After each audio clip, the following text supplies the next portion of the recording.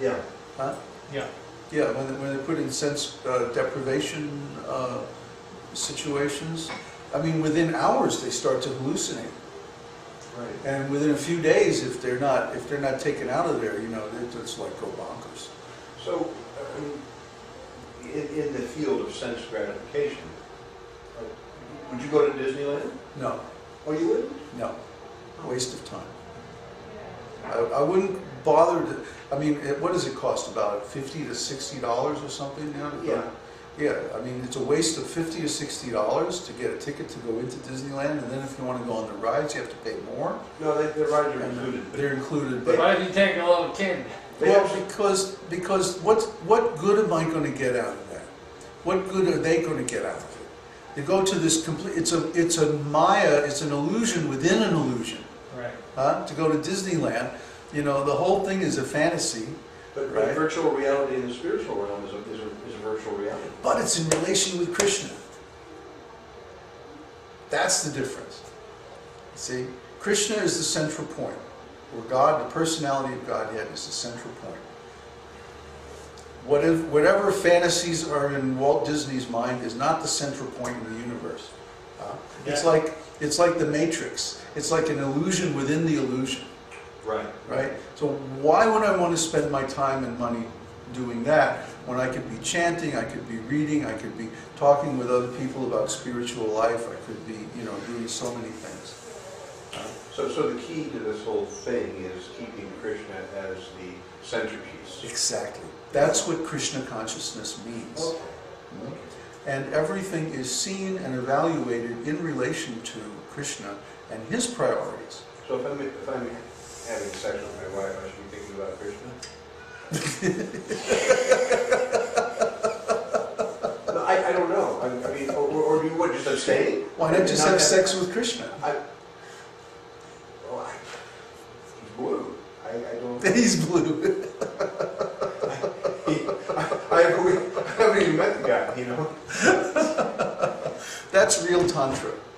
You know, people make a big noise about Tantra this and Tantra that. They don't know beans about Tantra. Tantra, real Tantra or sexual yoga means having sex with God. In love with God. Spiritual love. Spiritual love. Not physical love. Right. Spiritual love means love of God. Yeah. But that's real sex life. Man, you ain't had sex until you had sex with God. Whew. Guys are going crazy, huh? Look at that. Rascals. They go right for the jugular, don't they? Well, they've been around. You see, most of these students have been with me for quite some time now, 6 months to a year or even more. Yeah.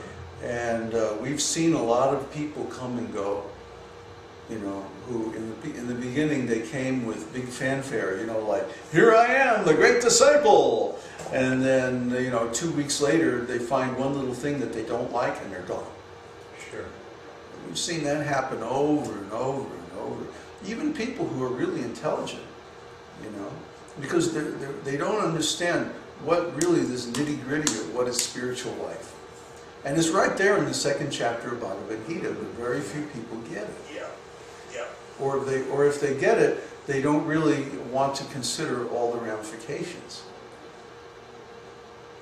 Tell the boys to put their swords away. It's a little shocking sometimes how, well, we're in a desperate situation. We need that knowledge. The sword means discrimination. It means being able to tell what is spiritual, what is truly spiritual and what is actually material. It means being able to see how we're fooling ourselves, how we're in denial, how we lie to ourselves, and we try to convince ourselves that we're really, oh yes, we're really quite spiritual, when actually we're just at a very, very neophyte, very, very beginner, almost preliminary stage of spiritual life.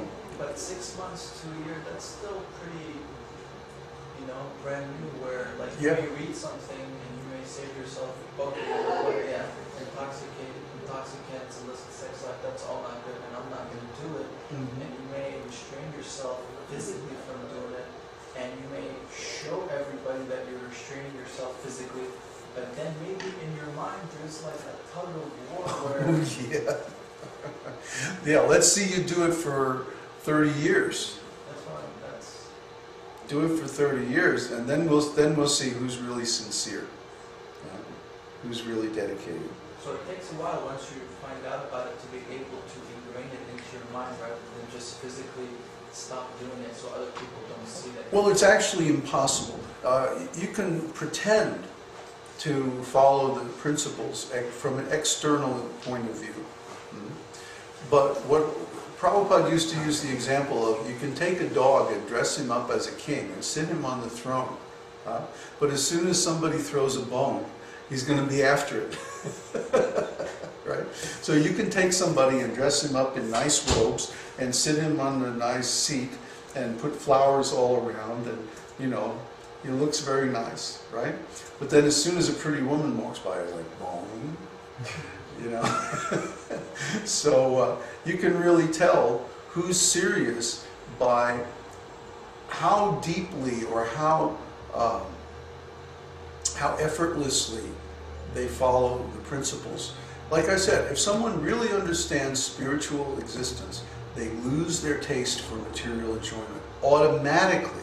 Doesn't require an effort of will. It's just like if you, I don't know what your particular interest in life is, but it's like if you see something that is exactly like up your alley and is your thing, like your mind is automatically drawn to that. You don't have to like focus your attention. The mind is automatically drawn to the object of interest.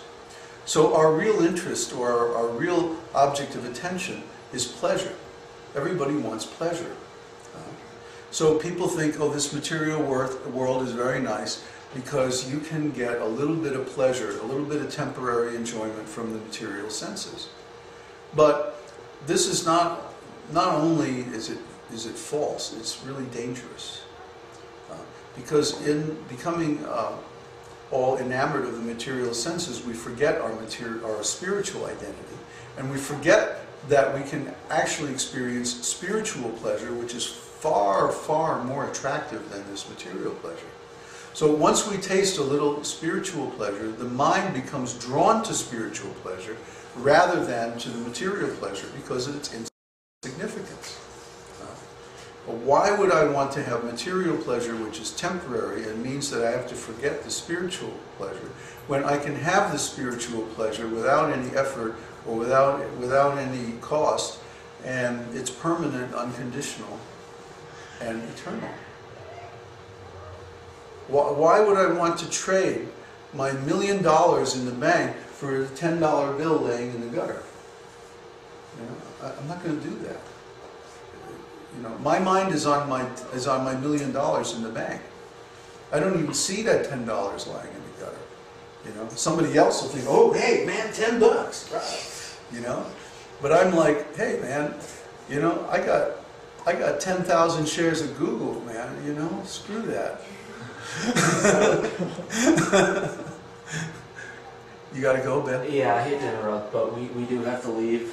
So I was wondering if you needed that information from us, like the birth date and all that, before we left. You have my email, don't you? Yeah. Do you want to just email that to you? Yeah, email it to me, Okay. and then when I get back to Mexico, we'll get together online by the WebEx, Okay. and then we'll sit down and take our time and just. This is from Melissa. It's so nice. Oh, you're very kind. Absolutely. Thank It you was so much. very, very nice meeting you. Likewise. And we'll Thanks be in for touch. coming. Please stay in touch. Absolutely. Yeah. Thank It was you nice meeting all you guys. guys. You're Have a right. good trip home. See you later. Yeah. Nice meeting You everybody. too. You Have a safe gotta trip. drive. At least I'm flying. Yeah, ours is probably more fun though. Yeah. I'll see you guys later. I've taken the scenic route before. I know where that's at.